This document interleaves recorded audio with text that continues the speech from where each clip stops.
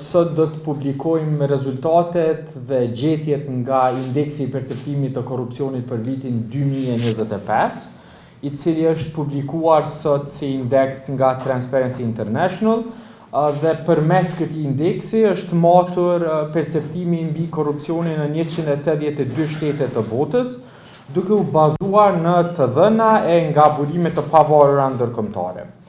Këtë vit, Kosova ka shënuar gjithsej 43 pikë dhe është renditur në vendin e 76 në mesin e 182 shteteve. Ky vlerësim paraqet një rënje prej 1 pike krahasuar me vitin e kaluar, si dhe me një renditje prej 3 pozitash më poshtë. Kosova me 43 pikë rangohet në të njëjtën vend me vende si Kina, Bregu I Fildesht dhe Ghana. Kosova fatkeqësisht ka ndërprer trendin gradual të rritjes të cilin e ka shënuar për gjatë pothuajse një dekade, dhe rënja si e tillë në indeks paraqet stagnim në luftën kundër korrupsionit dhe lidhet drejt për drejt me krizën parlamentare që pasoi zgjedhjet e 9 shkurtit të vitit të kaluar, që bllokoi funksionimin normal të institucioneve e rrjedhimisht edhe zbatimin e reformave të rëndësishme kundër korrupsionit. Për herë të parë, qeveria në një mandat të plot nuk miratoi strategji kombëtare kundër korrupsionit, e për më keq, viti 2025 u përmbyll gjithashtu pa u dekretuar kryeprokurori I ri I shtetit, pikërisht për shkak të kundërshtimeve të vazhdueshme nga ana e presidentës, kryeministrit dhe bartësve të tjerë institucional në raport me nominimin e ligjshëm nga ana e KPK-s. Mosplotësimi I kësaj pozite kyçe për një periudhë kaq të gjatë kohore ka dobësuar funksionimin e sistemit prokurorial dhe ka krijuar pasiguri institucionale në raport me luftën kundër korrupsionit. Gjithashtu, vlen të theksohet që ndryshe nga proceset e kaluara zgjedhore, në 2 palë zgjedhjet e vitit të fundit, korrupsioni përkatësisht lufta kundër korrupsionit nuk ka qenë ndër temat bosh të programeve zgjedhore të asnjë prej partive politike kryesore. Qeveria në detyrë ka vazhduar të marrë vendime me pasoja buxhetore në mungesë të transparencës dhe kontrollit parlamentar, ndërsa përgjatë proceseve zgjedhore ka pasur raste të përdorimit, respektivisht shfrytëzimit të resurseve publike për qëllime të pastra elektorale. Në të njëjtën kohë janë evidentuar raste sistematike kur eksponent të partisë në pushtet kanë ushtruar presion ndaj mediave, organizatave të shoqërisë civile dhe institucioneve të drejtësisë përmes një diskursi delegitimues dhe sulmeve të tjera publike. Këto veprime fatkeqësisht nuk paraqesin vetëm një retorik politike, por janë një përpjekje drejt për drejt për dobësimin dhe sulmet ndaj mbikëqyrjes kritike. E si e tillë, ngushtimi I hapësirës qytetare është tregues I drejt për drejt I dobësimit të kontrollit demokratik mbi pushtetin.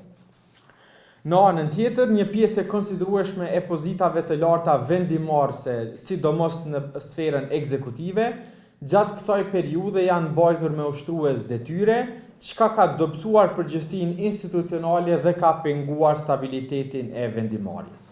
Për pjesën e sistemit të drejtësisë përkatësisht reformës, do ta ketë fjalën kolegu Florenc Pahia. Faleminderit Eugen. Faleminderit që kemi ardhur thërë në 2025 është karakterizuar si një vit në të cilin kemi pas hetime të vazhdueshme dhe disa ngritje të aktakuzave. Mund të veçojmë rastin e njohur si rasti I rezervave shtetërore, I cili dyshohet se kemi një dëmtim të buxhetit rreth 3 milion euro. Po ashtu, ajo që u vrejt gjatë këtij viti është mungesa e dënimeve nga ana e gjykatave për personat të korruptuar ose për personat që kanë qenë në aktakuza. Nuk po flasim vetëm për personat që janë në pushtet, por për të gjithë zyrtarë e zyrtarë. Që është e rëndësishme, disa herë kryeministri në detyrë është thirrur për të dëshmuar para prokurorisë speciale, por ka refuzuar të paraqitet dhe kjo me një fjalë ka minuar disi edhe besimin dhe pavarësinë e sistemit të drejtësisë, duke dëmtuar rënd edhe kulturën e llogaridhënies publike.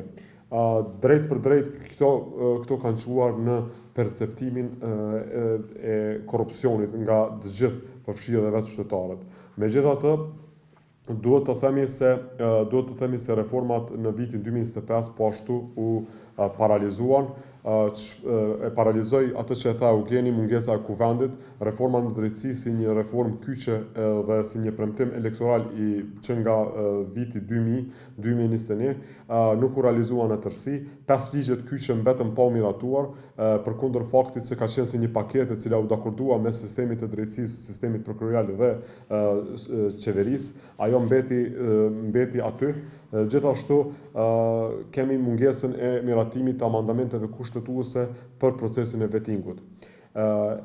Disa çështje kyçe që mendojmë që po ashtu penguan Kosovën në rritje ose në luftën kundër korrupsionit është edhe mungesa e verdiktit final mbi ligjin për konfiskimin e pasurisë së pajustifikueshme, i cili vazhdon të mbetet në gjykatën kushtetuese për vlerësim.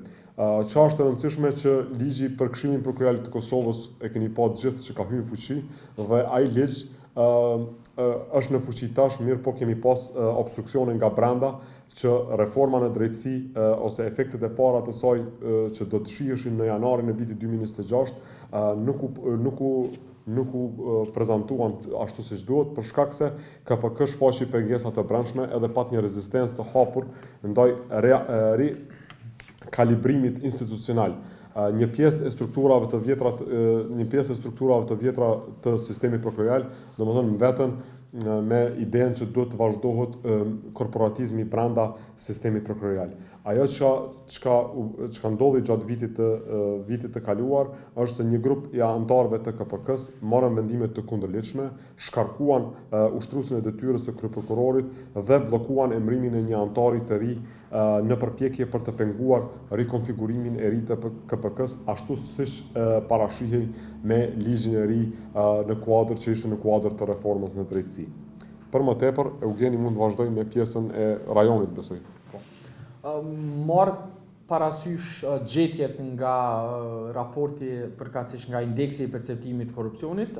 Fillimisht KDI kërkon që kuvendi, respektivisht qeveria e re, të formohen sa më parë që të jetë e mundur dhe që të njëjta të veprojnë pa periudha tranzicioni siç kemi parë në vitin e kaluar, duke vendosur në krye të agjendës luftën kundër korrupsionit, përfshirë këto miratimin e menjëhershëm të strategjisë kombëtare kundër korrupsionit, finalizimin e paketës së reformës në drejtësi, zbatimin e plotë të reformës për Këshillin Prokurorial dhe garantimin e një ndëshkueshmërie efektive për korrupsionin e nivelit të lartë, duke ditur pra që ende nuk kemi asnjë rast të vendimarrjes së formës së prerë për burgim efektiv për zyrtarët e korruptuar.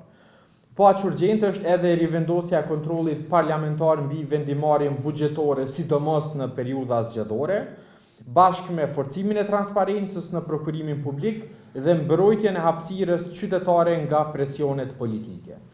Pa këta hapa konkret dhe të menjëhershëm, çfarëdo premtimi për luftë kundër korrupsionit rrezikon që të jetë thjesht deklarativ dhe që të shndrohet në regres afatgjatë për sundimin e ligjit në Kosovë. Në krahasim me vendet e rajonit përkatësisht të Ballkanit Perëndimor, renditja sipas pikëve përfshin Malin e Zi që mbetet vendi i parë në raport me performancën kundër korrupsionit, pasuar nga Kosova, Maqedonia e Veriut, Shqipëria dhe Bosnia-Hercegovina e Serbia në fund. Kosova ndonse mbetet e dyta në rajon, vlen të ritheksohet që tashmë vendi është në fazë stagnimi, në një kohë kur jo vetëm rajoni, por i gjithë kontinenti e madje i gjithë globi po përballet me dobësim të institucioneve demokratike, reduktim reformash dhe cënim të hapësirës qytetare.